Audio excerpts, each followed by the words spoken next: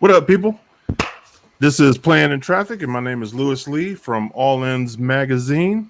And we have some special guests here today. Sarah, go ahead.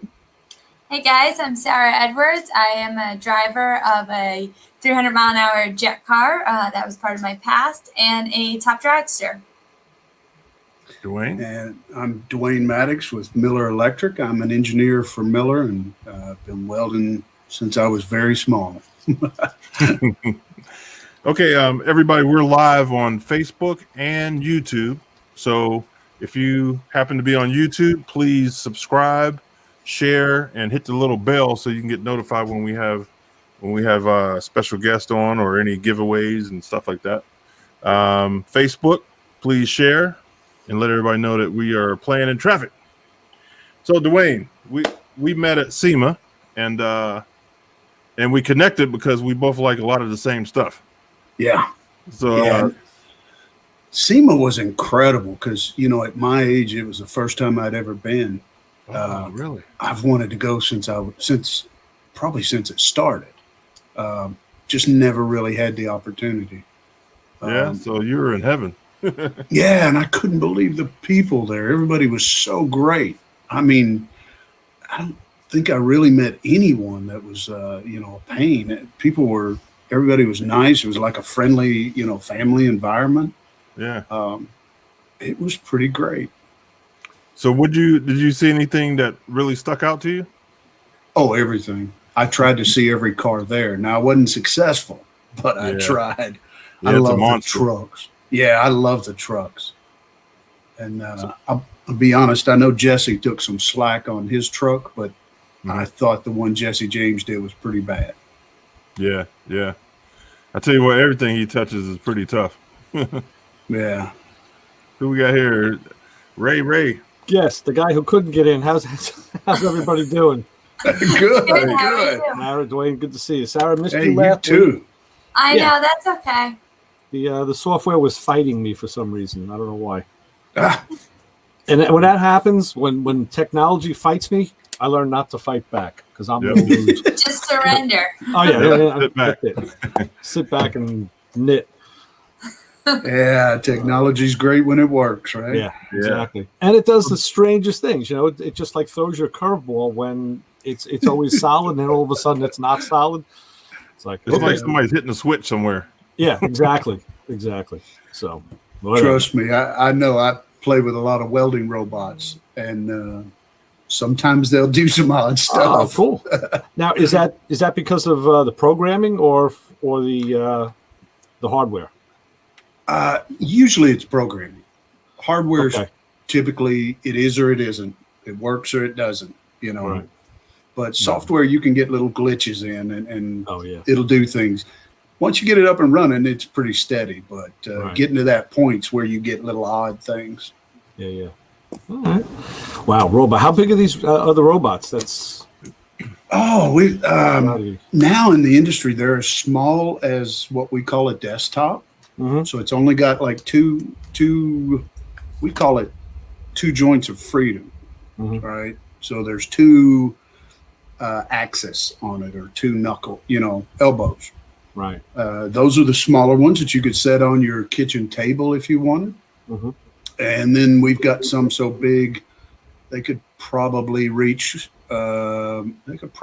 Across a trailer. Wow. A house. Yeah. That's wild. I have to say, we've all known Miller for a long time, and recently, just this year, we got a Miller welder at the shop that I work at, and I tell you something, I'm a fair to middle welder. I'm not a pro or anything. That welder made me noticeably better, and it's on my list. I got to get one. Which one did they get? I don't remember the number. I could look it up. I have it in the phone, but it's an older model. They had it at the AutoZeum. And when we closed up the AutoZeum, they pretty much, brought the welder over. So you should try some of our newer ones. Most people don't get to see like the big industrial levels, the $13,000-$14,000 welders that are. They have more processing power than this laptop does. There's a good reason for that too, Yeah, but they are amazing. They'll keep the set. you can weld, and if your hand moves up and down a little, the welder will compensate for it. Wow. That's like a gimbal mount for a camera, right? I mean, Yeah, exactly. Yeah. But it does electronically with the arc. So, okay. But it's almost like welding magic. Yeah. Wow, that's cool. That is cool. Yeah, the consumer line. I mean, that's what I'm talking about. Just the consumer line is fantastic. It's so diverse. There's a little bit of everything out there. Oh yeah, have you seen the new AC/DC?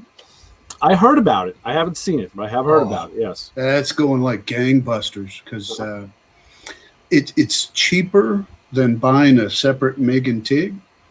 Right. But the waveforms are just as good. It'll MIG, TIG, and stick. Now, how much does that run? Again, I'm an engineer. Ballpark, they're about 3,000. Mm-hmm. Okay. But if you buy a separate MIG and TIG, you're going to be over 5 or 6 usually. Yeah. Mm-hmm. No, wait a minute. You're talking about the big boy shops. What about the home? No. This is a 220.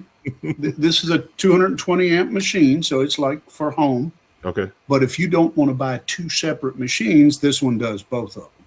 Right. Nice. So it'll save you room in your shop too. Oh yeah. That's kind of been the trend these days. That's it is. I know that's what places have been doing, is bundling the welders, and it's kind of nice. Now, are those well, I guess I don't know, is there different electronics in the different lines of millers? Because I know now they went to MOSFET. Most of them went to MOSFET. We call them suitcase style welders because they're so light, instead of a transformer based machine. So is that?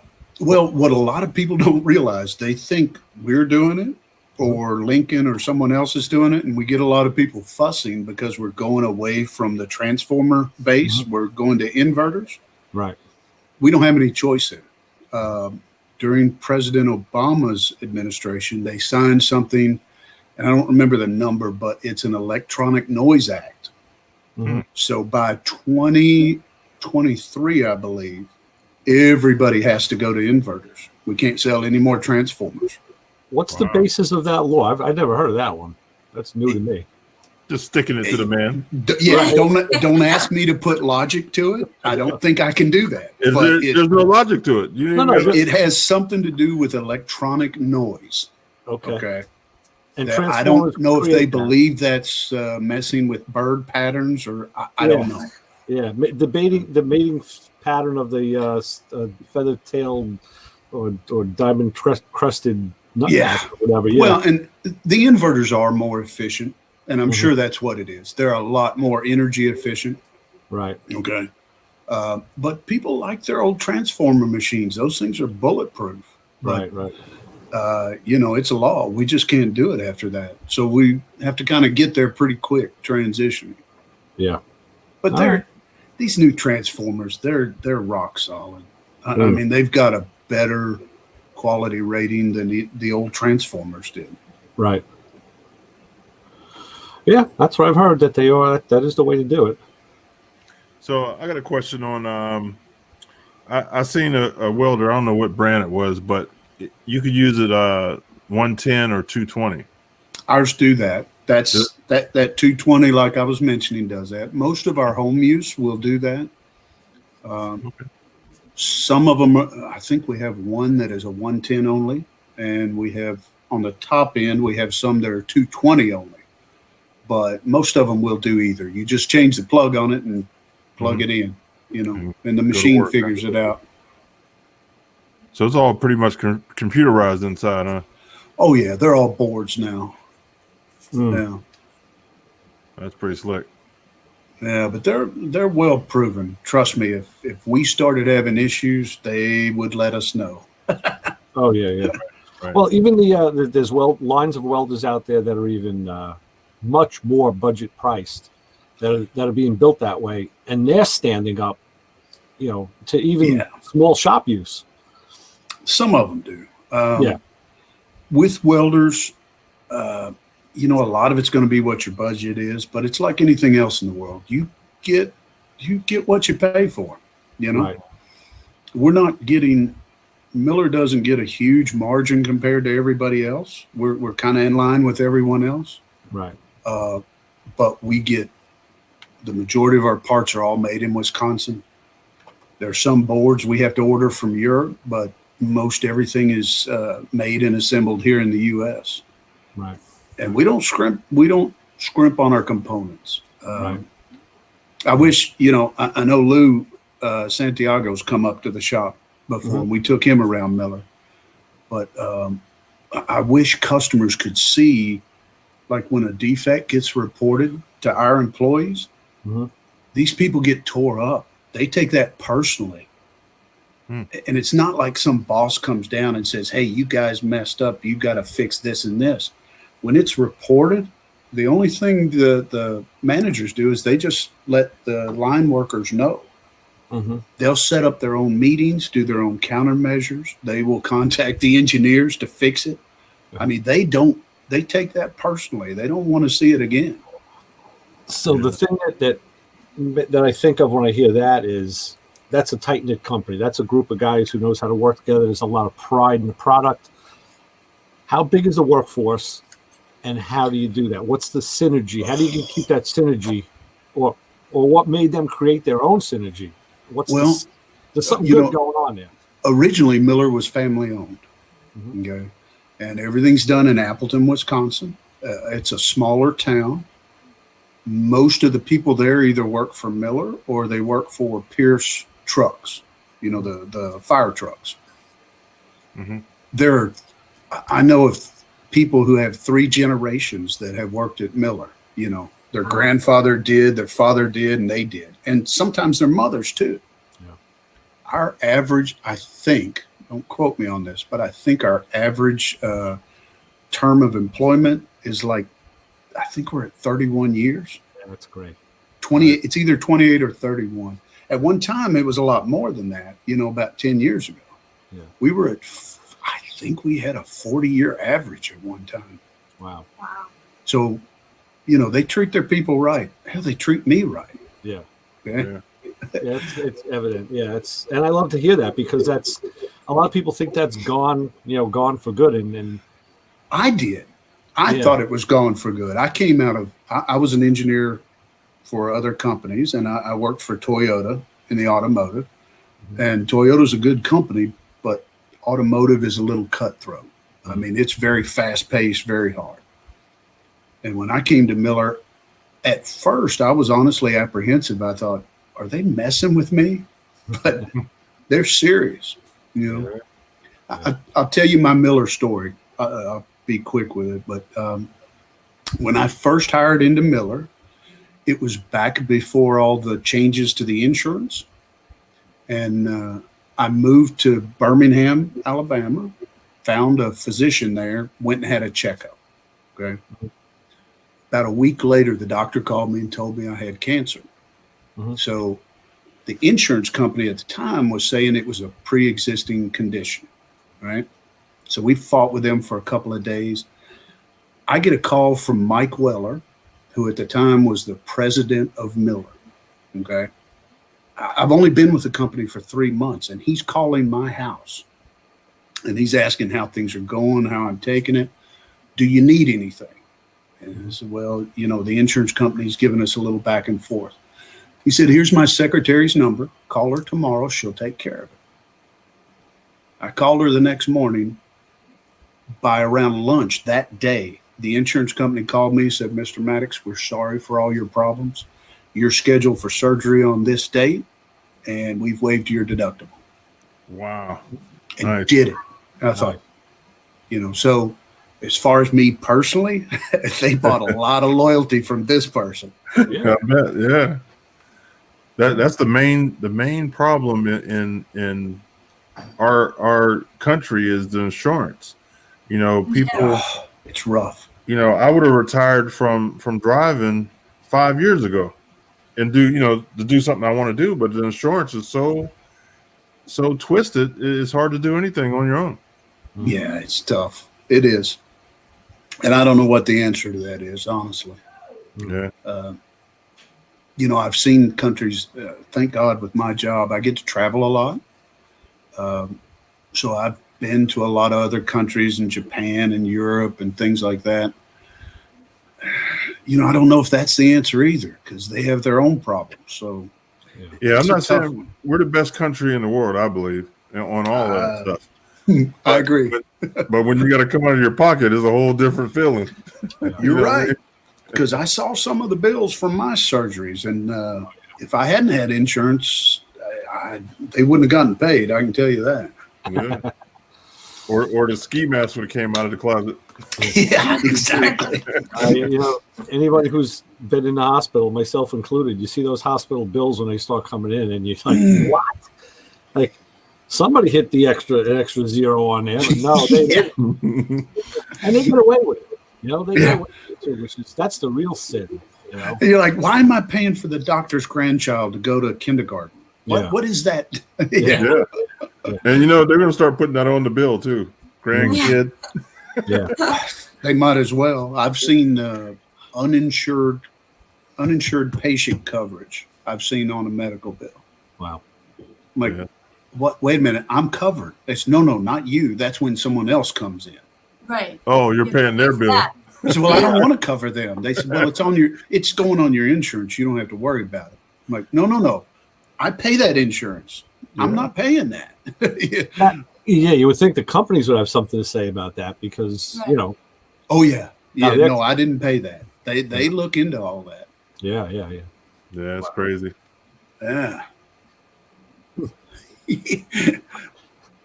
We've got a few coming in. That's good. Kind of makes you scratch your head. Yeah. So, you got any kind of projects you're working on? Well, I've got a couple of big ones, but I don't want to get myself in trouble. I can't go into them right now. Well, no, I mean like your home, like in the garage, tinkering. Well, you've seen you've seen the pictures of my barn. I've got a 100-year-old barn on my property. That's cool. Yeah, I completely rebuilt it. That's going to be my blacksmith forge. Nice. And I think I'm thinking about teaching blacksmith classes next year. Nice. How long have you been smithing? About 20 years. Okay.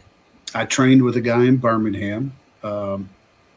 He was a master blacksmith. So I just started hanging around, handing him coal and metal and shit. And eventually I learned, and he's like, all right, get your ass in here. And he showed me, and it just took a while to learn.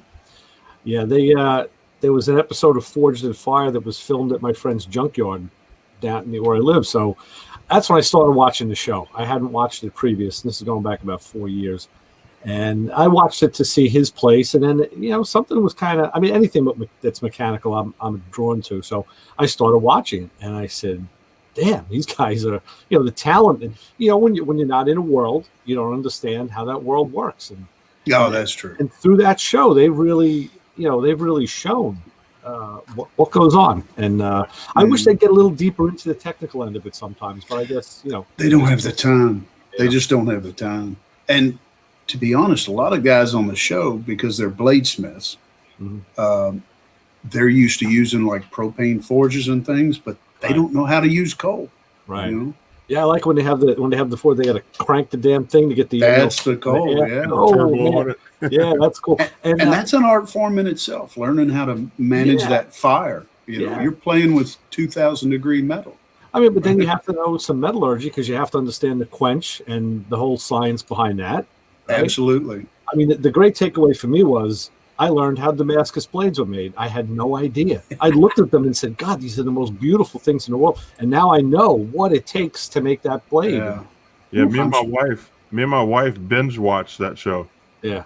All the seasons. I was on vacation one time and we sat there all day and night watching. We had popcorn in our pajamas. And some of those guys are characters now. Yeah. And I've met some of them outside of that show. They're not quite as wild as they appear on TV. Now here's what I want to do. I want to go to Jesse James' place. And watch him forge on the big stuff. Yeah, that's cheating because he's got all the nice equipment. And I give him credit. People give that guy a lot of slack, okay? But I have to wonder if my life was lived under a microscope. I don't want to know what they'd say about me, Right. And he took I can't remember where he went, but he went overseas and he studied England. with a master. He went to Germany. Or was it Germany? Yeah. I think it was I think Germany, it was, yeah. And he put in his time. He learned it just like anyone else starting out. Right. You know, he didn't just walk in and buy big equipment and it started using itself. So, well, you know, the same thing when he had the TV show. I forget the name of the bike. It was one of the last ones he did on TV. It was the all copper bike. yeah. And he wanted to rivet it, and he learned how to hand rivet from somebody who had done it. And that's what I respected about him. He'll go right back and learn from someone who knows it, and then he'll do it that way. He's not going There's to. no joke. Yeah. He's not afraid to use his hands. A lot of talent. A lot of talent. Yeah. But So that's one of my things. If I go to Texas, I want to run through his garage and touch stuff. But, you know, he imported those machines and bought them in Germany and had them shipped over. You can imagine what that cost. You know, just to bring those machines over. Those are big machines for a blacksmith. That's exciting. Yeah, he got a thing big as a car. He's got 2,000-pound power hammers. You know. Yeah. I saw something on YouTube the other day. It was this guy who does all these homemade quick fix things, and he basically made a little power hammer with the head of a sledge, but what it was, he just looked like a half moon piece of metal, and that's what articulated and moved up and down and moved the arm, and he put a big spring on the back of it. It's like, I don't know how long that's going to last, but hey, people do some creative stuff. It's good. Oh yeah. Now, have you guys seen Jesse James' guns? Oh yeah. Yes, he makes Mattox guns are. I want to touch one of those too. So I'm letting you know, Jesse. If I come through, I'm touching everything. Right. Yeah. He'll probably be out at the races a lot this year because Alexis is back.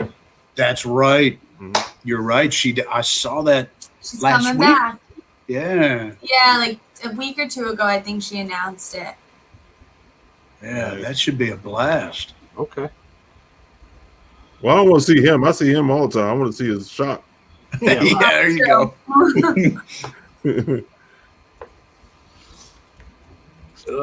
He's no joke. Dwayne, do you have a favorite piece that you've done?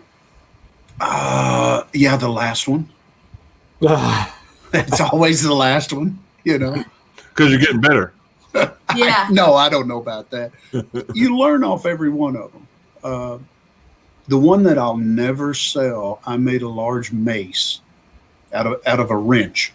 A big wrench, 1 3/4 wrench. Nice. And I custom made the head of this mace to look like a bunch of open end wrenches, you know, in a circular pattern. Nice. So, yeah, that one I like. Yeah.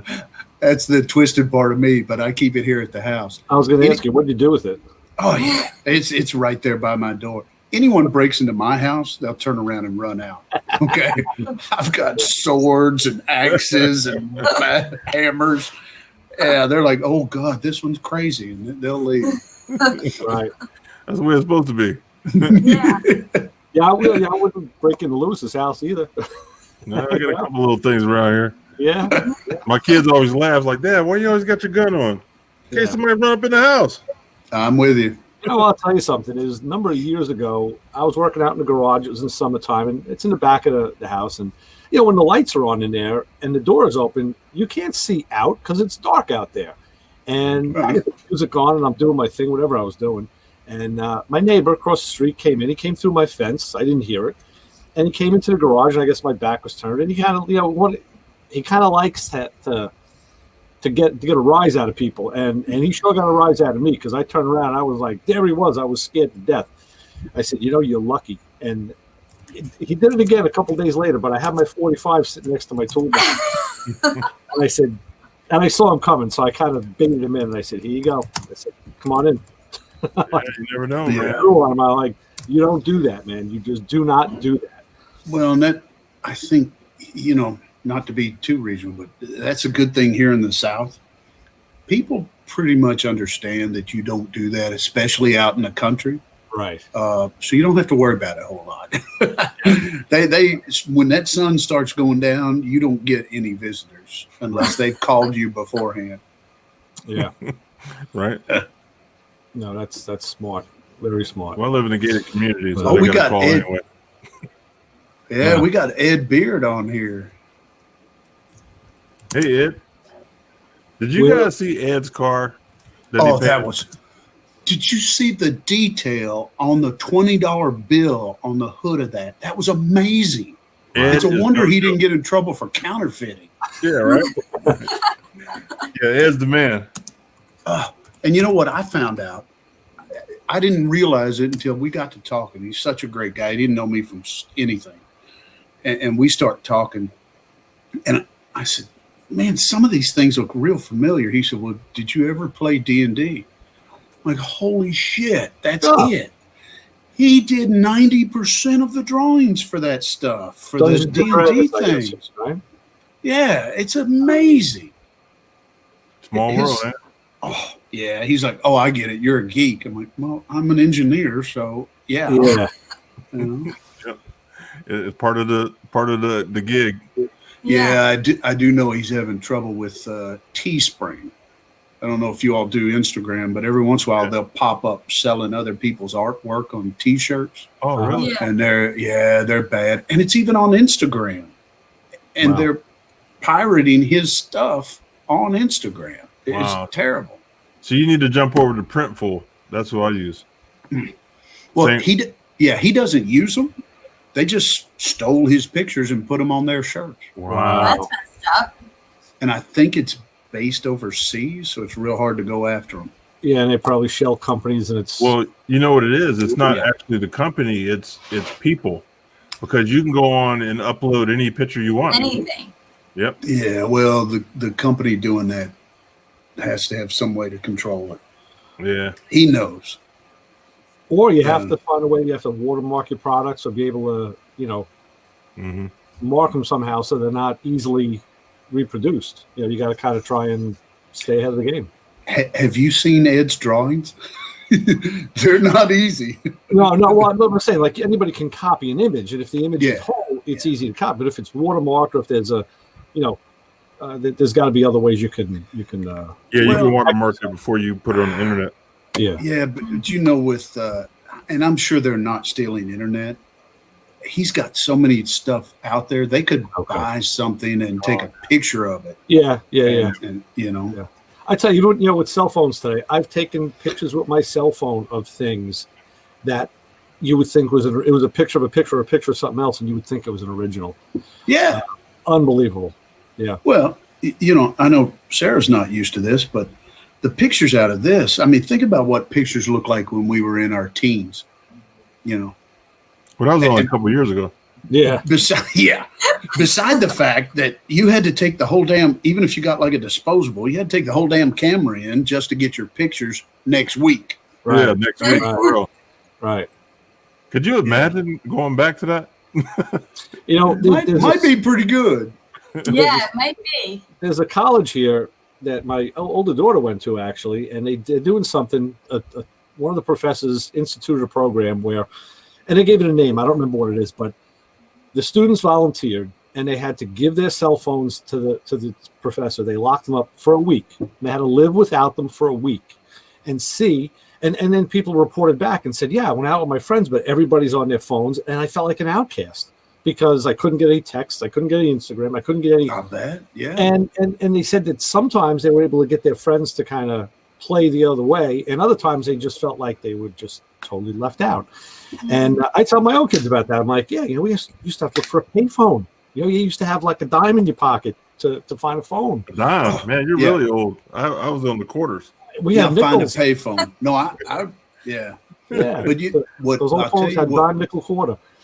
I tell you what got me with them, and I never knew this until recently, but I heard somebody talking about the increase in girls' suicides and like self-abuse, cutting themselves and things like that.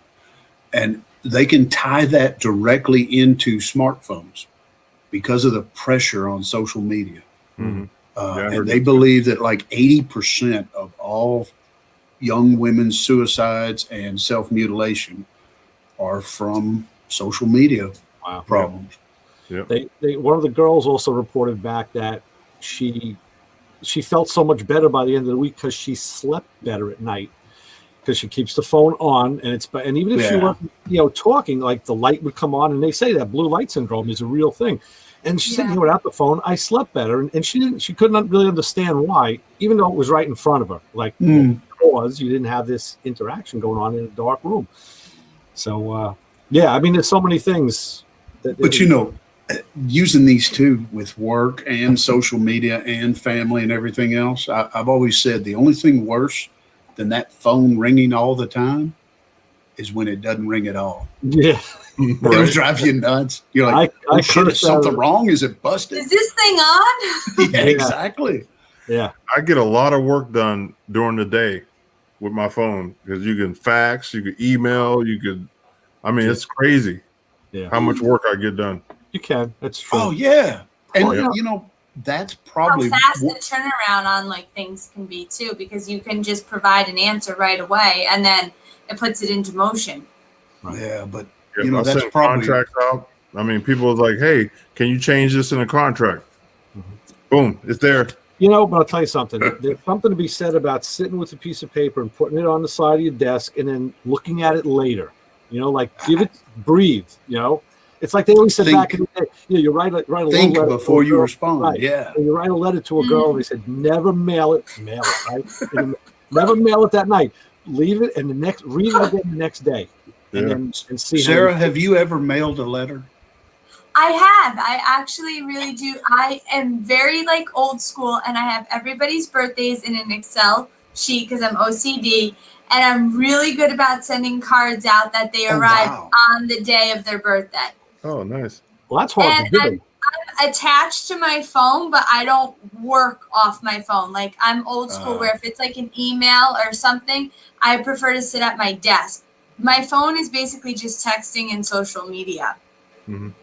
I tell my kids, I said, I grew up watching this little TV show that I still watch. I said, and now I have a Star Trek communicator because this thing, Oh, yeah, absolutely. I mean, the only thing it can't do, just can't transport me somewhere. That'd be cool. But other than Maybe that, next year. right? Well, I'm still pissed. I mean, the Jets said we were supposed to working on that. Have you seen the new Razr phone? I've heard about it. It's a flip phone, but the whole screen folds over like the old Motorola Razr. Oh, yeah. The whole screen is active, and it's a flip, just like the old Star Trek communicator. My dad just had to turn in his flip phone. He was so upset. His work finally was like, no, that's it. You're getting a smartphone. Yeah. I got a couple guys I work with that got flip phones. I'm like, bro, man, you're missing out on the whole world. The whole world. Hey, Dwayne, we got a question, and if you look down the bottom of your screen, it has a question. Yeah. Lewis? Yes. I keep this in the top drawer. I see Lewis. it. Yeah, Ray. I got mine somewhere. That's a backup. That goes in like the go bag kit. It's like it's like a cockroach. The thing will still work, and the battery will last 3 weeks. Yeah, that's the truth. I got mine somewhere around here. Yeah. I just threw away when I moved to the condo. I just threw away my bag phone. Okay. And you know how far that goes back? That's like 87, 88. Right. Are those the old car phone, like it plugged into the car? Yeah, but you could unplug it and it had a bag like a purse. And you would carry it. It had little antennas stick out. Oh, the brick. Yeah. I had a brick. Yeah. Hey, you were big time if you had a brick back then. Yeah. Oh yeah. Because those things were like $3,000 back in the early 80s. Yeah. Whoa. Yeah, you were big time. You walk around with that big ass phone. I used to watch 70s TV shows, and they had phone receivers on the transmission hump of the car. Like a regular desk phone. Like, how the hell they do that? Yeah, the Cadillac made one. Cadillac, was it Avante or Alante? That two-door Alante. That you could get the two-door Cadillac with a phone that had the coiled cord.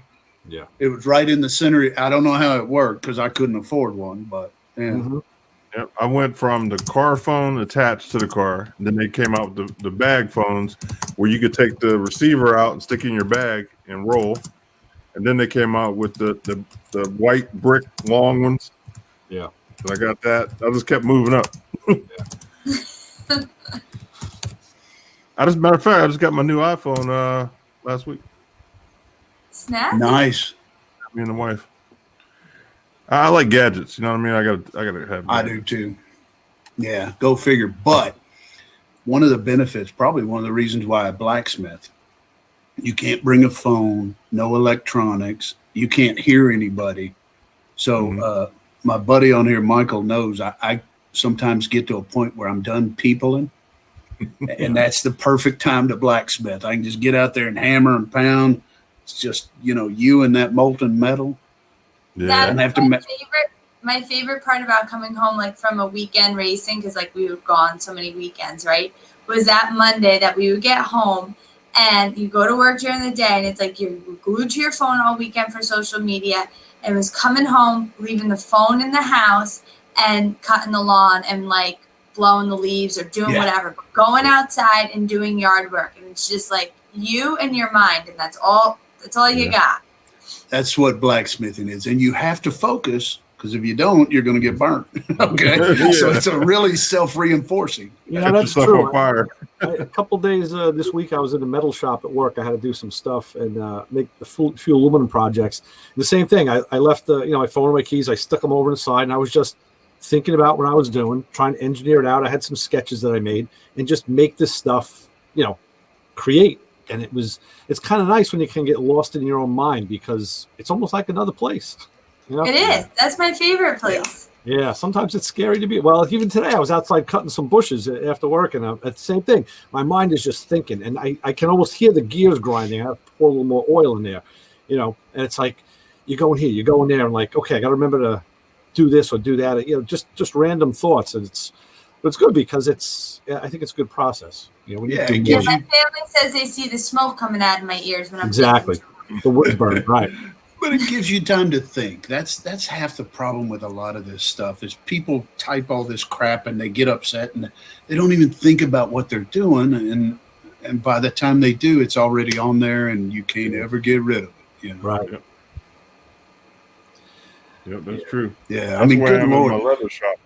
Think about this. If we had this stuff, guys, when we were that age or in our teens, oh my Lord, that would have been. I don't know if I, like a lot of other people, I don't know if I would have had discipline. I think I might have been too easily distracted. I know I wouldn't. Yeah, Yeah.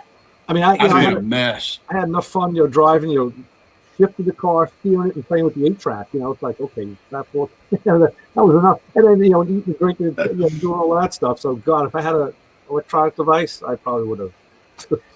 See, I was chasing women, so I would have been worldwide if I had social media back then. There you go.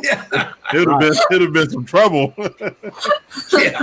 Yeah. Or there'd have been a lot of little Lewises running around. Yeah, right. Yeah. And they could track you now too. See, back then, they know where I'm at. Yeah.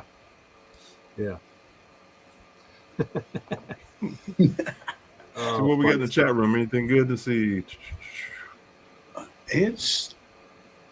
They're on the same topics we are with. But it's really neat to see, like Ed talks about his painting the same way. It gets him away from the phone and, focuses on it. Yeah, that's how I am with the leather. When I get in there, man, I could be in there for 6-7 hours and not even realize it. Well, anything you do with your hands, I always say, I'll go out to the garage at home and just tinker around. And I say, if I can just get my brain, like shift the brain into neutral, I say, and engage hands. So as long as my hands are doing something, the music's on, and I got beverage of choice, and I'll just sit there and sort nuts and bolts. I can do that for a couple hours, and it's good. It's therapy, Yeah, well, it's the same way when you're playing in the dark under that hood. It's you and that weld, Yeah. There's no phone, no talking, no nothing. You're just watching that arc, seeing how that metal flows. Right. It's the same way. That's the thing. One of the things I've done, I like to do more of, is I like to braze. I like to braze stuff. I just like to have a torch in my hand. And brazing is fun. I kind of like to go back a step in technology because it's more, everything. It's like driving a stick shift. Everything, you have to use everything, both hands, your eyes, your brain. And you have to watch temperature and it's time and it's temperature over time. And, then you kind of create and you get into the flow, if you will. It's kind of the same way with welding. Yeah. You know, instead of using the flame to move it, you're watching that plasma puddle go. I mean, think about it. How often do you get to play with something that's kind of like the surface of the sun? You know? Yeah. Well, and you know it when a piece falls into your shoe. Ask me how I know that. Yeah. You know, I've got a few of those. Your hands look like you're a crack victim or something, you know, like crack addict. I was working with a guy. I work at a college, so I was working with one of the guys the other night on an electronics class, and I was showing him some of the new tools I bought because I'm a tool junkie, and he just looked. He's like, "Damn," he says, "I never really looked at your hands." He goes, "You got some working looking hands." I'm like, "Yeah, well, it's because when I'm not here, I work with my hands." Yeah. You know, in that environment, you don't. But I said, "Yeah, it's, you know," he just got a new understanding, I guess. So, Well, hey, I got to show off a little bit. I got to show you guys my new welding mask, right? Check this out.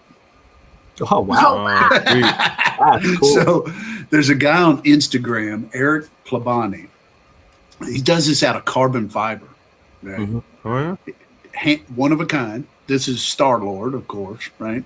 But he takes the Miller mask and then he puts a mount on it of carbon fiber and has it painted.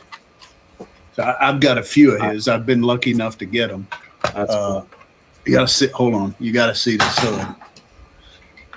I think I've got the best hood in the world, right? Oh, See that? nice. Oh, that's cool. It's got Yeah. the Punisher. So it's American Punisher. So it's like a cross between Captain America and the Punisher, I guess. Yeah. All these were his choices. Wow. And yeah, I know I can only wear one at a time, but you're talking about collecting tools. Yeah, Yeah. right. Oh, that's cool.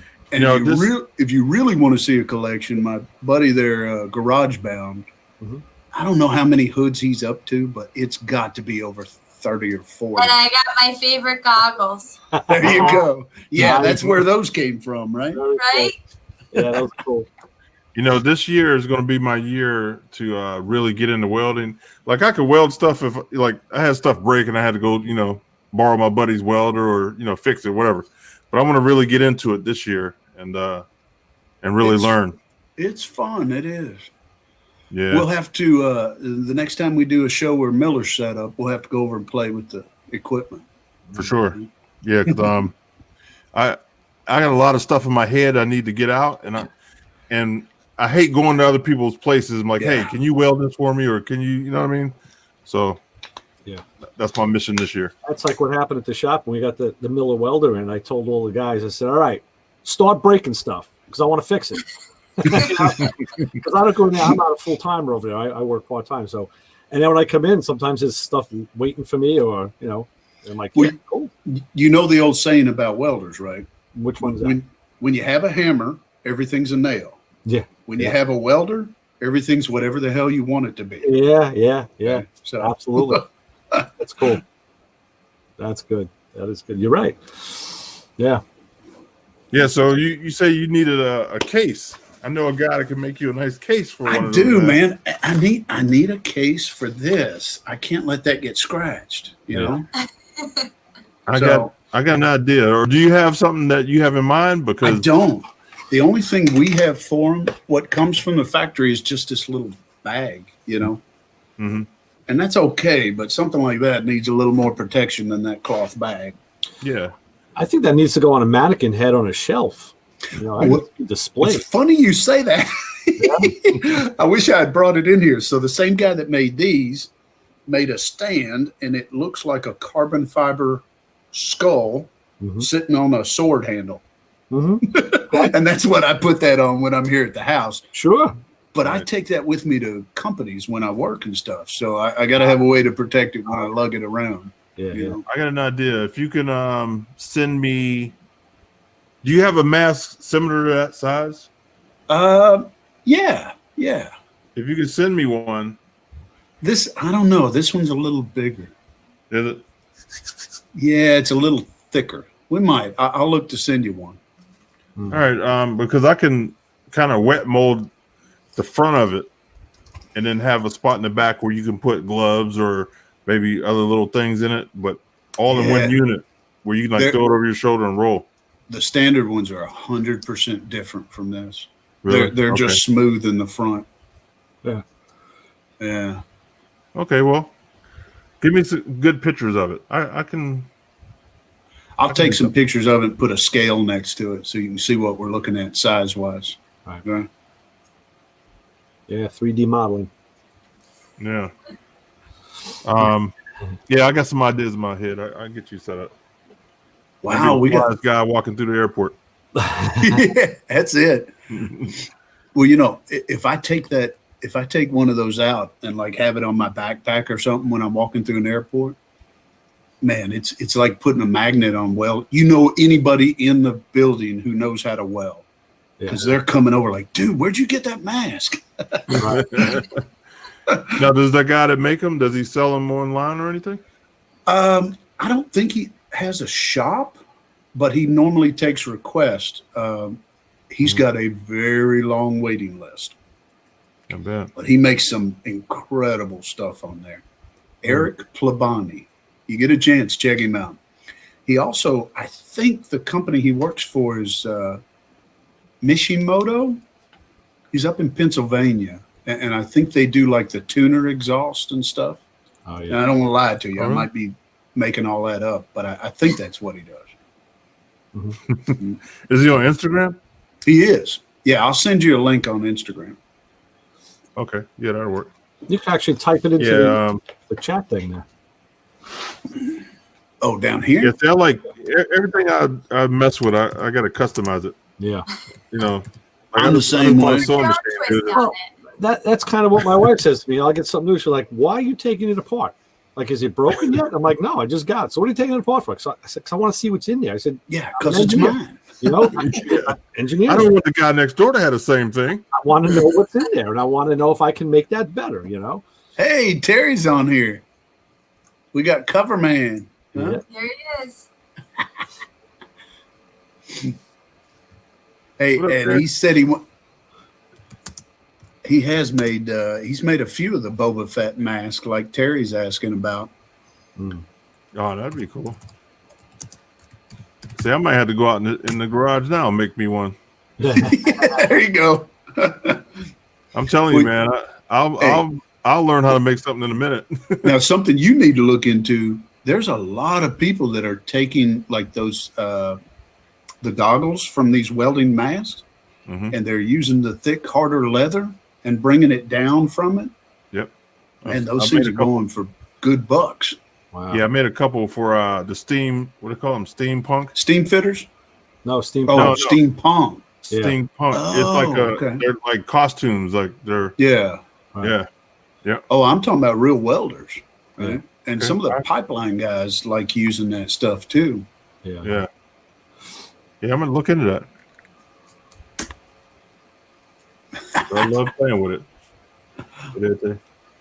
Yeah, everybody's wanting stuff from that Mandalorian show on Disney now. I haven't seen that. What is it? I haven't seen that either. What's that all about? Oh, it's a good show. It's off the Star Wars thing, right? Okay. But it's got one of my favorite actresses in there, so I have to watch it. Gina Carano, who used to be an MMA fighter, right? Mhm. She's in that show. Yeah, but it's pretty neat. It actually had a baby Yoda. Oh, wow. Had to be one of the cutest things I've seen. Yeah. You know, I'm gonna try to get Misha Tate on here. She's Oh, good Lord. Yeah. She had a baby. Well, it ain't a baby. It's like she's 2 now, maybe one or two. But she's so busy with the baby, it's hard to pin her down. But I'm gonna get her on here. Yeah, that's another badass right there. Yeah. She was the champion. Yeah. What's her name? Holly Holmes. Yeah. And But I tell you what, that Ronda Rousey is no joke. Yeah. No. hell no. See, I think she's a dude. She just She's a strong man. no, Yeah, she we're live. I was just kidding, Rhonda. she's gonna whip your ass, man. Don't start that. No, she was bad. She was a beast. Very focused. I think Misha could have beat her if she would have boxed her more than grapple. Now Holly Holmes, that's exactly how she beat her. She she boxed her out. That's true. And I think when it seemed like, again, I don't know any of them's head. I've never been inside their mind, but anytime Misha fought her, it looked like she beat herself. Yeah. Yep. I don't know that she ever got her mind in that game. Well, the first time she fought her, she pulled her arm out of the socket. Yeah. Dislocated her arm. That was a bad one. Her arm bar was wicked now, Yeah. and there's nothing you're going to do if she gets that on you. She's like a dude, man. I'm telling you. No, but she didn't go to the Olympics for nothing. Yeah. She's a beast. Yeah. Yep. So yeah, if I get Misha on here, I got to talk her into it. I made her a nice purse, man. You should see this purse I made her. Yeah. Yeah, she got a nice hookup. I made her a holster too for one of her guns. Nice. Yeah. We got another question. Hold on. No, I answered that. All right. So why does it say it's unanswered? Because I didn't hit the button. Okay. Gotcha. So did you answer it on the chat? You can answer it out loud.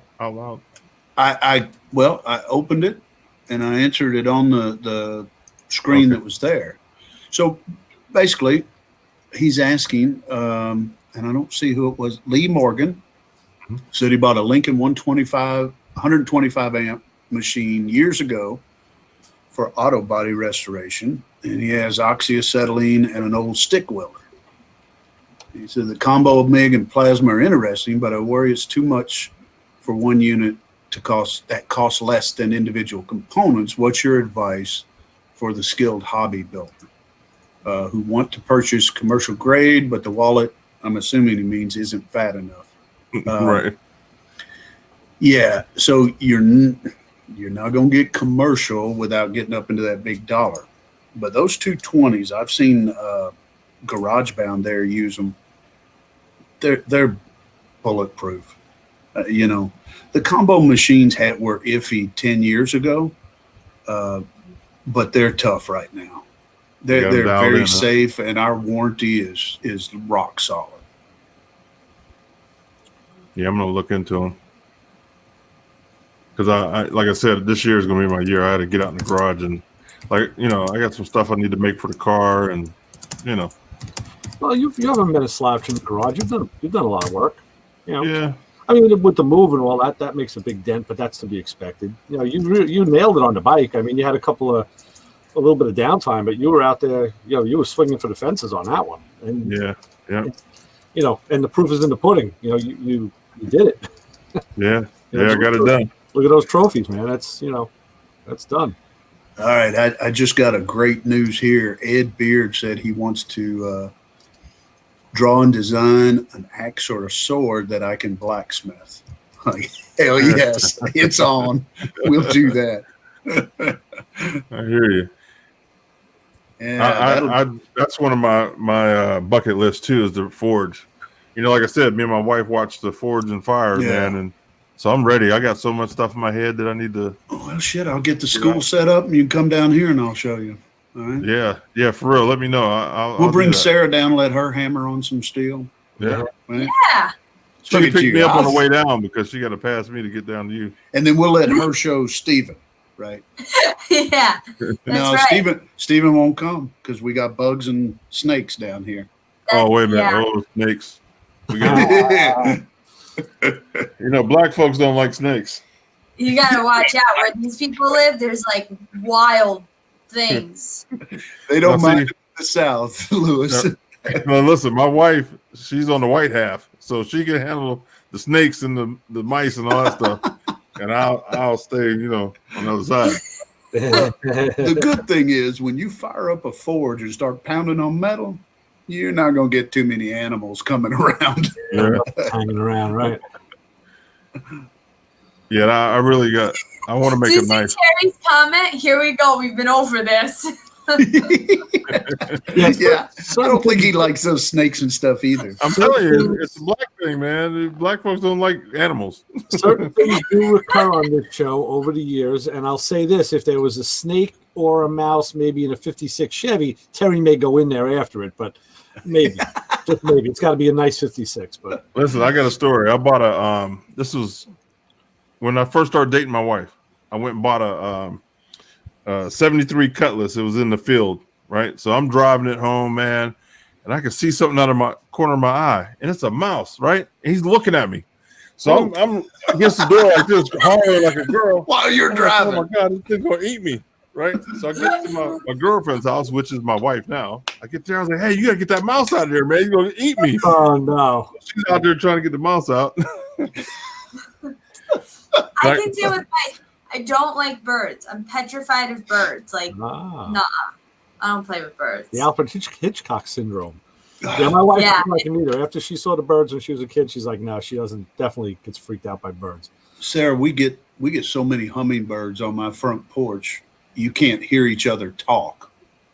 We'll have 30 or 40 of them swinging around through there.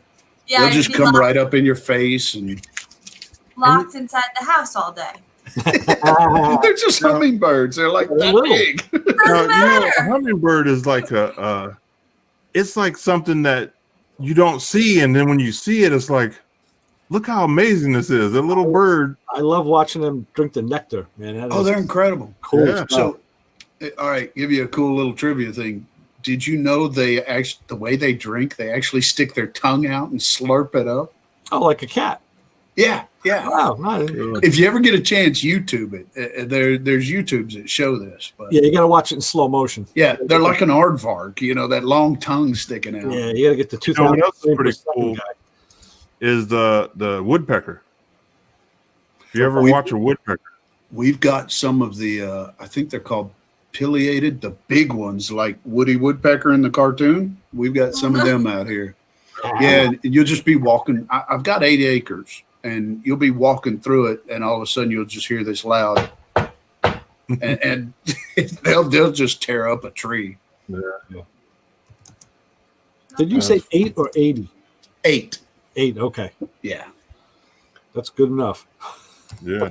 that's fine for me. If you I get any have more than 4. that, you got to take care of it. That's all. Yeah. I I was gonna say I have 4, and 3 of it was grass. Man, shoot, it took us 4 or 5 hours to cut the grass. Yeah, I only maintain maybe an acre of it, and the rest of it we just let grow up. I got trails through it that we could walk through, but I would have done that, but the chief and high commander wanted to cut 3 acres. Yeah. I would have just cut around the house, like Yeah. Well, see, I'm the one that cuts it, so that's how that works. Yeah. But now I'm in a condo. I'll look out the window while they're cutting, and I wave, "Hey, buddy, make sure you get over here." Yeah. Oh, that's funny. Yeah, Ed's right. We've been from welding to cars to hummingbirds. Hey, you never know what we're talking about. I told you we'd have something to talk about. Yeah, just sit down and talk. This show, like my radio show, we do the same thing. I'll pitch a guest and they'll say, well, what do you want me to talk about? I'm like, say, well, you're from Miller. We're going to talk about welding. We're talking about welders. And then I always preface it with, but you never know where it's going to end because we take some turns and twists and stream of consciousness. And before you know it, we're like, holy crap, how did we get over here? Yeah, It's like talking in the garage. and when you got Coverman 66 in the house there, you don't know which way the conversation's going to go. Well, Hey, did you guys see his video? Yeah. Oh, wasn't that good? Who Man. did He did Terry it, do right? that? Who edited that? He does all his own He stuff. does. Damn, that was good. It really was. which video are you talking about? He could put a bunch of them up. His SEMA video.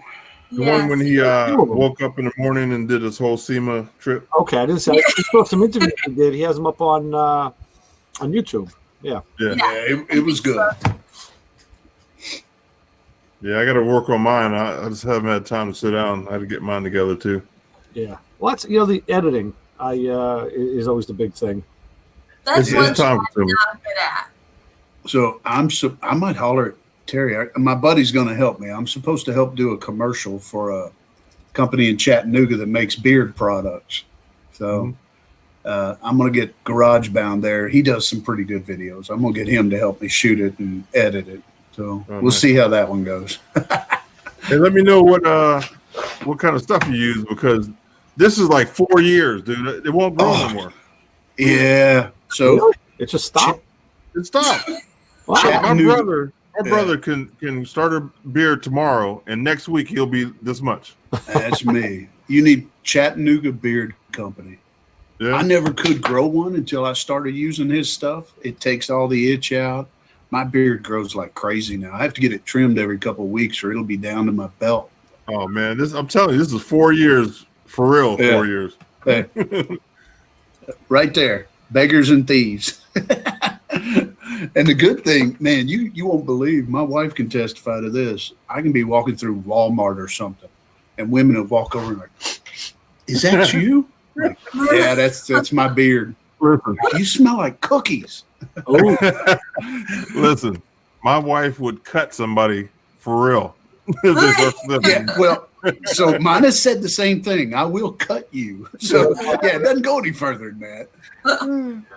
Man, I gotta hide my wife's gun, man, because shoot, she'd be out there acting up. That's Yeah. good. That means she likes you. Yeah, a little bit. A little bit. Yeah. Yeah, she don't mess around, boy. She'll tell somebody, "Hey, you better back up. I'll cut you."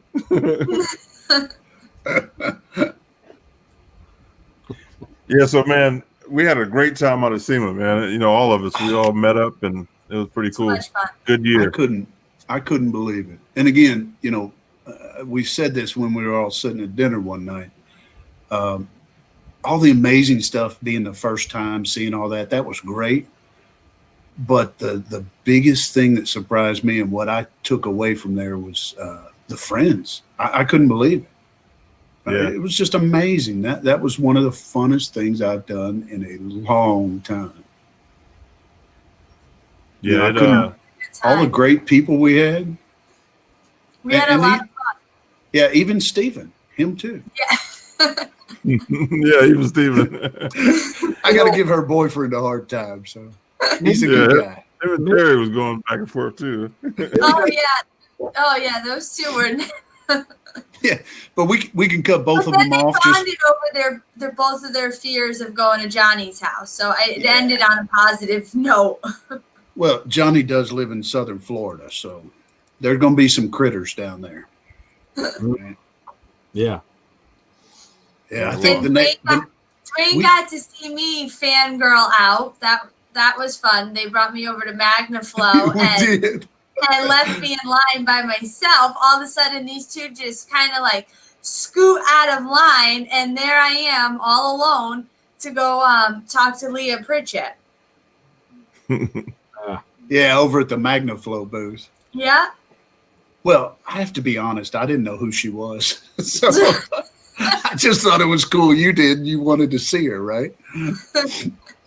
No, that Hey, was you fun. never know who you run into out there. I mean, it's like everybody's there. Oh yeah, Everybody. we ran into Dave Kindig, just walking, past him and he was nice as could be. Oh yeah. I mean, you could tell he was rushed. He had a lot of things to go to, but super. Some of these person. people have like 40 booths they have to like cover over even like 2 days. Yeah, that was. I think that was Danny Coker had to. Yeah, from Counts This is like Custom. that too.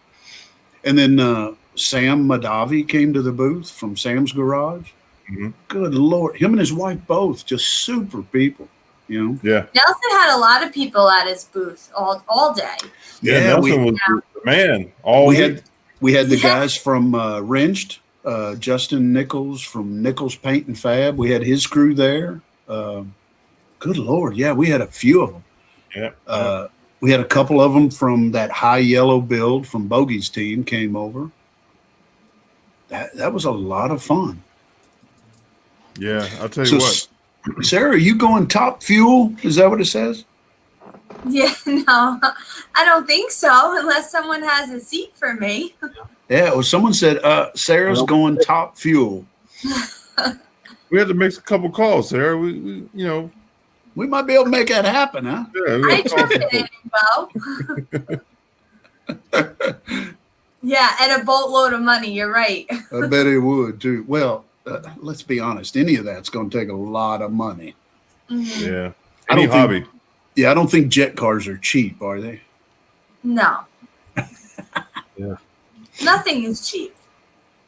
No, but if you do ever get back into it, when they start to work on the engines, keep me in mind. Okay. Because when they replace those titanium fan blades in there, Yeah. Those things are amazing to blacksmith with.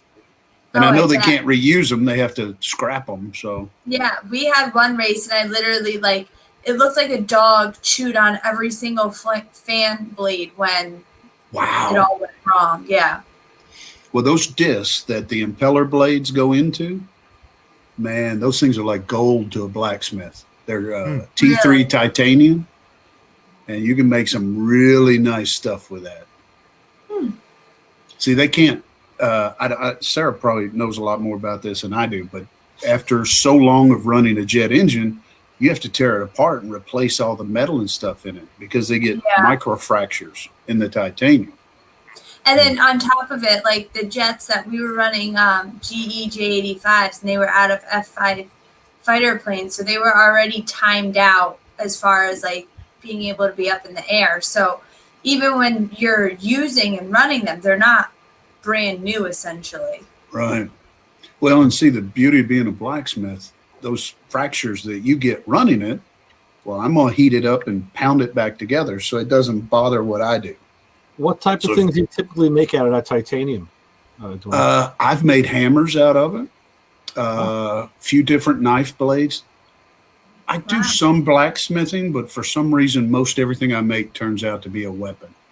Okay? Hey, nothing wrong with that. Somebody recently gave me, I think it's a 3-foot torch, cutting torch. Mm-hmm. So I haven't told my buddy yet, but I'm going to get him to help me. And I think I'm going to put a cage around it and make it into an axe. But I still want to have the flame coming out of it. So I'm going to be creative with it. And a lot of welders and stuff, they call those flame axes. Right. They call the big cutting torches. So I'm going to try and literally make a flame axe. Sure. Should be fun. Nice. Yeah, let's see that. You know, one of the shows I like to watch is BattleBots, with the fighting robots. And there was a team, and it was called the Blacksmith. And what he had was a hammer, but the hammer did shoot fire. Yeah. So he kind of followed off on that theme. He didn't do too that's well. flamethrowers. Yeah. See, here's the way an engineer's mind works, and this always messes with me, but I have to wonder, how did someone ever invent that, you know? Because at some point in history, before they ever had flamethrowers, somebody was sitting on a battlefield, and they looked across there, and they said, I think I can burn that I'd dude. really like to put some fire on that guy. And his buddy that was good with tools went and made it, you know? So, I was watching something on History Channel, and they showed the advent of the first generation of flamethrowers. You know, the guys had the packs on their back, and those are dangerous. Yeah, real dangerous. But maybe they didn't say it, or I didn't catch it. You know, the actual impetus of what was the reason that they did this, or who did it, and what was in his mind. Well, we've done. People who don't know history don't realize a lot of things, but I was in the Army, and one of the bases I was at, they were real big with helicopters. I didn't understand that we didn't design helicopters with a floating fuel cell. I think it was like halfway through Vietnam. So if you landed too hard, it was a bomb. Yeah. This is all through Korea and through half of Vietnam, I think. So when they talk about coming in hot, they meant it. You come in too hot, you're done. It was like the Bell helicopters, I guess, right? The Bells? Yeah. Well, and some of the early Hueys, too, I think. They had solid fuel cells. Wow. And, wow. I mean, you can imagine what's going to happen when someone's shooting at you. You get a little excited, come in a little hot, and all of a sudden you got a big crater. So, well, that's it. If you're not landing in a helicopter, you're crashing. So there's two choices. So it's tough to crash a helicopter, though. We had to, when I was we had to auto rotate in a few of them where they just put it in. They basically put it in neutral, and the weight of the helicopter causes it to spin the opposite direction and cushions it. Right. So long as you don't destroy the blades, it's pretty safe in a helicopter. Yeah. No, it'll make you grab the seat and hold on, but you'll live. Now, did I see you on a plane? Do you fly? Me? No, I wish. Oh, I thought I seen you. You saw me on a hang glider. Oh, okay. Yeah, I love that. Yeah, but I haven't learned to fly yet. That's way too expensive. Well, see, black folks don't do that either. My wife wants to go jump out of planes and all that mess. Look, I'll wait for you down the street.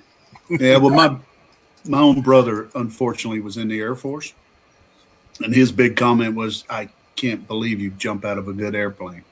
Yeah. Yeah. So I always tease him. I said he was almost in the military. Yeah. Almost. Hey, I got a question for you guys. We're here talking about electronics and engines and stuff. Did I freeze up? No, you're moving. You got real fuzzy. Okay.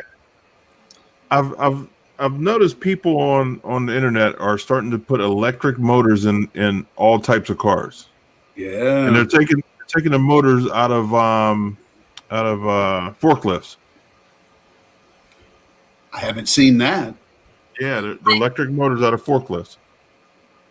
I saw a self-driving Tesla a couple weeks ago, and I was backing out of a parking space, and I look around, and I'm like, wait. And I'm like looking, and the car, in it? there was nobody in it. Wow. Yeah. I literally backed out of this space and followed the car because I couldn't believe it. My first phone call was to Steve. I was like, Steve, I don't know if you're busy right now. You probably are, but you won't believe what I just saw. And it was a rainy day, and we have like a big grocery store. It's called Stu Leonard's, and the guy must have had the car parked, and he didn't want to walk in the rain. So Wow. as I'm following the car, I'm like, oh my God, it's going to go into the building. This is going to be really bad. And it literally like stopped right in front of the building, and there was a man there with his phone. So I don't know if he was like guiding the car from his phone. You can do it with the key fob. The car went to where he was at. Yeah, there's a button on the key fob, and the car is tied into the GPS on your phone. You can hit that button, and it just comes to you. Well, it drove right to him, and he didn't get wet. He didn't step in a puddle. He just got in and carried on with his day. Wow. I don't know if you've heard what Rogan says. Those things make every other car seem stupid. Okay. Yeah. Yeah. You know, I've heard about the acceleration with that electric, and it makes sense because an electric motor doesn't have to spool up. It's instant torque. It just goes. Yeah, I watched the video of this kid. He was probably 19, 20, and he was out at the track just beating people up, right? Then his dad comes out with another Tesla, and them two race. And they were putting it to the ground, man. Yeah. They were really working. Yeah. You know, those Teslas, that I think they outran the electric Porsche. And now we got the E-Mustang. You know, that's good. Don't talk about that. You know? That E-Mustang reminds me of the old Mustang 2s. Yeah. Okay. Yeah. And I kind of I commend them for making an electric car. Why screw with a muscle car or what's supposed to be your muscle car, right? Yeah. Yeah. Yeah. Well, let's see what it does on the track, man. It might be the man. Well, it might be, but it's still not a Mustang. You know? They're just riding off the name and the and the performance and the love for the Mustang, because guys who maybe want to make the switch, they're going to do it with that car. Yeah. Yeah. Well, I don't know. I like the idea of the electric. I just don't think we should see. I don't think we should see an electric Camaro or an electric Mustang or really an electric Corvette. Get a different brand or badge, you know? Yeah, I agree with that. Hey, I found a system, Ray, for my car, for Consuela. Okay. It's any car. What is that? This is a system that you put in your car. It's like a touch screen, and it does everything. You can have 360 cameras on it. You can have it work all your electronic stuff, your windows, GPS. It has its own brain. You put a chip in it from a cell phone, and you can control your car from your phone anywhere in the world. You could cut on your cameras. If somebody steals your car, you can cut the camera on and talk to the guy and say, "Hey, I'm about to." whatever you're gonna do to him. So that's Jarvis for your car, right? Yeah, exactly. And Gotcha. Sam did a video for them. So if you ever go on their website, you'll see the video with Sam. Sam, which Sam? From Sam's Garage. Madavi? Yeah. Yep. I'm going to visit with him Tuesday. Yeah, ask him about this system, man, because I'll do it. I was talking to the guy at SEMA, and my main thing was I wanted to have cameras, and he goes, "Oh yeah, we could do the 360 cameras all the way around." So electronics, I got to have all that stuff. So it's going in, baby. Yeah. But you know what, Dwayne? When you see Sam, drop a pea in his ear. I invited him to come on a radio show months ago. I forget when he was on here, Lewis, when we had him on. It was a while ago, and then kind of the ball kind of get dropped. So if he's still interested, all right, I'll put a bug in his ear. Love to have him on. Yeah. Great. So Dwayne, you have to go on his show also. All of our people go to Ray's show on Sundays. Sure. Well, not all. No, Sarah hasn't been on. She's on the list. So let me do it with Sarah. That way we know somebody, right? Tag team. That's it. Yeah, well, you know me. You can't go any higher. He's syndicated, baby. He's all over the world. We did do a national show for a year or two, and then let that kind of didn't pan out. So it's tough. It's tough. So this is kind of the new, the new world. People do social media. I think it's kind of, and again, it's not my field, but the part that seems interesting to me is now control of this stuff is down to you guys. Yeah. You don't have to go through some big corporation, all the businessmen, the editors, nobody puts their spin in it. Mm-hmm. It's all on your own, right? Yeah, but see, the problem that we have as a smaller entity is sponsorship. Right. So if companies would recognize us as a media, it would help out a little bit. The thing you want to do is at the end of the day, you want to monetize it. You want to make $1 on a dime. You want to have a little bit of change, and that's where the sponsorship comes in. That's the hard part. Yeah, it really is. So we'll have to work on that. You guys, this has been fun for me. I can admit to that. Right? Yeah, this format because you can see each other. With my deal, it's radio, it's FM radio, so it's just you don't get to see who you're talking to. You just interview. But, but Ray's flavor is a little different because people are calling in asking him questions about how to fix stuff.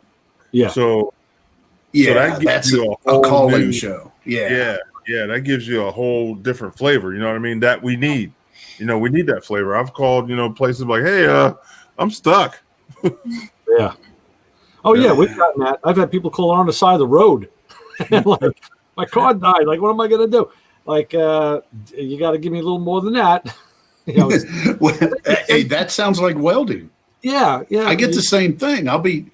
So with my job, I drive a lot, going to customers, and I'll take calls. People will call and ask about their welding problems, and I'll get the same thing. They're like, hey, man, I got a welder, and my welds look bad. Can you help me? Need a little bit more. Right. Just a little bit more. Exactly. Exactly. They're like, hey, it sounds like this. That doesn't do it. And I've literally had people do that. Well, hey, what's nice now is they can FaceTime you. They can actually.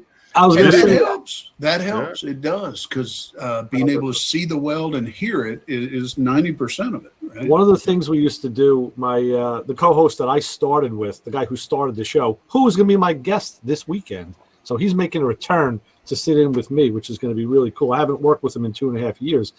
Is that the question was, can you make the noise?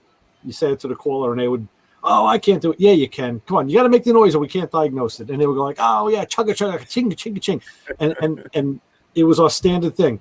All right, you got to do that again. Like what? Yeah, do it. And then the second time it was easy. And it's chugga chugga, ching ching, come. They really go nuts. And now we never heard that before. What? There was a car show on for a long time. I think it was the two brothers. Sam and It was a radio show. Yeah. Magliozzi's up in Boston. That's Car Talk. Car Talk. Yeah, they were big on. They were big on that same thing, like getting the sound. What did it sound like? My co-host Chris and I used to go out to a lot of local car shows and things, and people would ask us, "Hey, are you those two guys?" Because we'd have our shirts on, and like, "Hey, you those guys do that show?" And we're like, "Well, yeah, we do a show." Sure. Oh, I love it. And then we realize they're talking about, the Car Talk, and we'd say, "Listen, no, those guys are in Boston. Do we sound like we're from Boston?" You guys don't have that accent. No.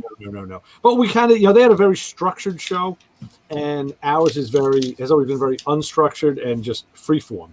So we'll go from talking about a carburetor to a cannoli, and then we'll talk about how to make the best sauce, and then we'll talk about maybe like how to lube the slide on a handgun.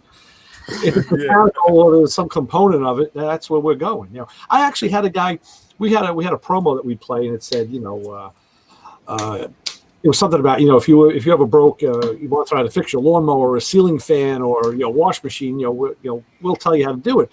So we had this guy call in one time and said, "Hey, I heard you guys could diagnose ceiling fans." I'm like, where the hell did you hear that? Oh yeah, it was that promo we did. You forget all about it. And I said to him, "Yeah, what do you got?" I've been working with electricity most of my life, and I'm in engineering. I was like, "What do you got?" And he told me about his ceiling fan, and I diagnosed a ceiling fan on the air. And he's like, he called back and said, "You were right. What you told me to do, fix the ceiling fan." He had an open neutral. And I was like, yeah, no problem. Good. That's what it's about. what we do. Hey, speaking of gun oil, John Day is in the chat room. He's our Canadian oil specialist. Yeah. As Lou would say, what do you say? Canada. Yeah, Oh. Canadians from Canada. Yeah. John Day is the man. If you need any kind of oils, hit him absolutely. up. So he's sending me some gun oil, and I haven't checked my mailbox. So I need to go check it. It's probably in there. Nice. But he sent me some gun oil. Not that I own any guns. That's somebody I need to know because I've got a nice little arsenal myself. Yeah, John don't play, man. He knows his stuff. Yeah. Now, right at the moment, John was asking somebody about their pants, though. So he wanted to oil them. Make sure the pants are breathing. I don't want to know how that relates to oil. I don't want to know anything about that. The chat room is a whole nother world. Yeah. So listen, if anybody needs to get a hold of John, his information is on my website, All Ends Magazine or allendsmag.com. We may have motormouthradio.com as well. I'm not sure. Now my cousin does the website, so I don't get to. I'm not as interactive in as I used to be. So I say things, and a lot of times I'm wrong. But it happens. People figure it out. It's fine. Yeah, John's the man. If you need anything, any lubrication stuff, right? You might want to expand on that a little bit. Right. You never know. I mean, hey. Well, I get and I think with the tribology, that's the science that John practices. I think a lot of that lubrication could be cross promoted or cross pollinated into other venues and areas. I would imagine it's just the hell do I know? You have to talk to John about all that. Yeah, exactly. That's not our field. We're not the that'll be a whole different podcast. Yeah. Yeah. I can remember that word, but I can't remember your name. So, John, I don't know if I got it because I didn't go check my mail yet.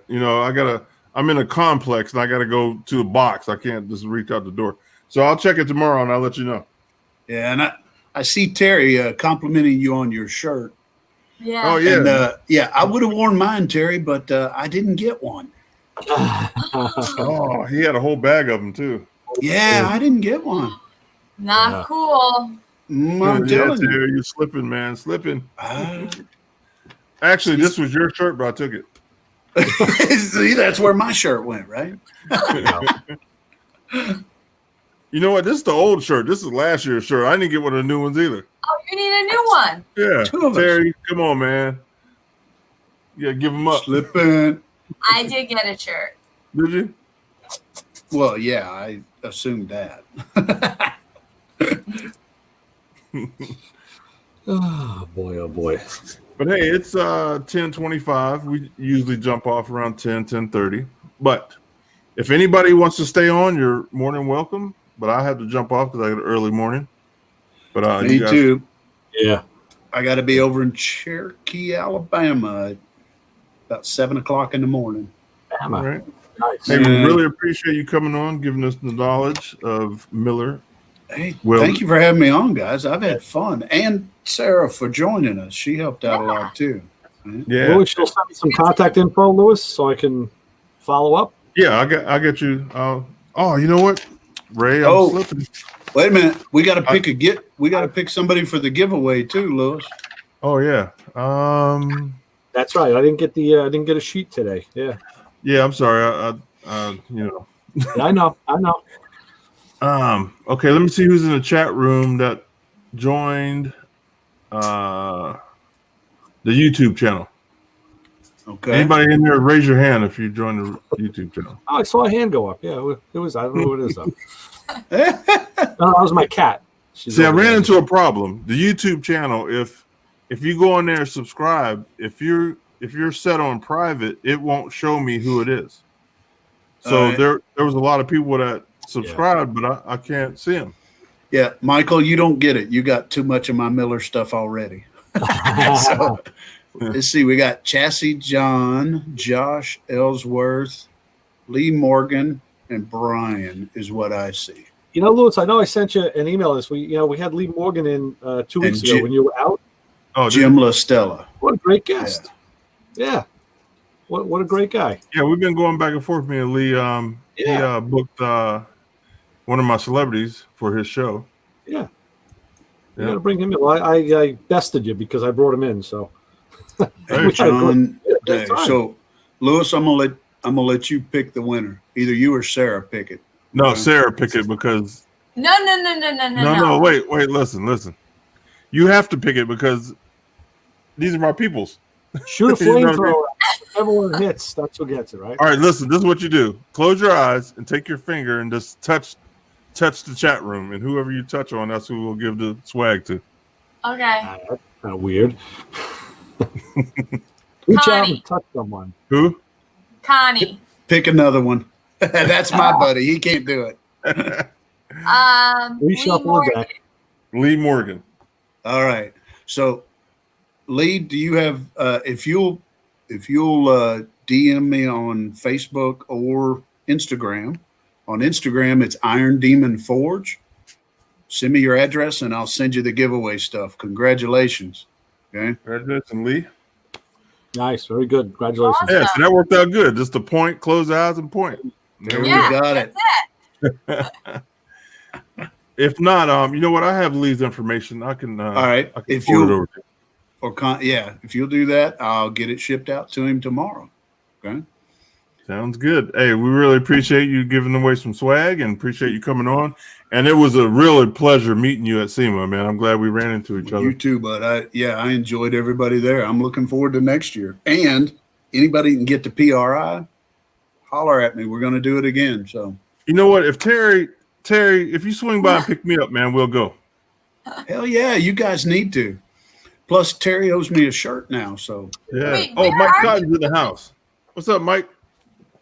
That's my man. so Terry said he's trying to, right? Terry, if you drive over, I'll ride with you. You can swing. I'm like 5 hours away, so I might just come over anyway, just for the day, maybe hang out for a little bit and bounce back. Yeah, I'm going to drive over Thursday. I'll be at the show Friday and then head home Saturday, right? Yeah. Hey, Mike. Mike said he's going to be there. Mike Cotton. So, Mike, if you buy us lunch, me and Terry are going to float over. What are you here? You're getting rides, lunch. Yeah, That's cool. How you like that, right? I Terry like picked that. me I know up, it. and then I Mike quote buy all me lunch. Yeah, I got you. I'll pay the tolls. Okay. There you go. At least. Ain't no tolls. It's all 80. Yeah. All right. This has been fun, guys. Thank you. All right, folks. Yes, it's Hey, been you're a pleasure. welcome anytime. Dwayne, your family now, bro. You're stuck with us. So anytime Yeah, you you want just to come come in on. like I did. Well, Yeah. hey, probably I hope to have a good announcement early next year, so I'll let you know. Maybe we can come on here and do it. Okay. Yep. Sounds good. We'll get it all built up and get a lot of people here. That'd be cool. Yeah. Sounds good. All right. Thank you, Yep. guys. All Good right. All Good right. night, everybody. Good night, everybody. Bye. Hey, everybody in the chat room, you can stay on, as long as you want. but I'm bouncing. Yeah, Ray, you Bye. staying on? yeah, I gotta go. I gotta turn in early morning. All Okay, right, Lois. people, I appreciate you. See you next week. So long.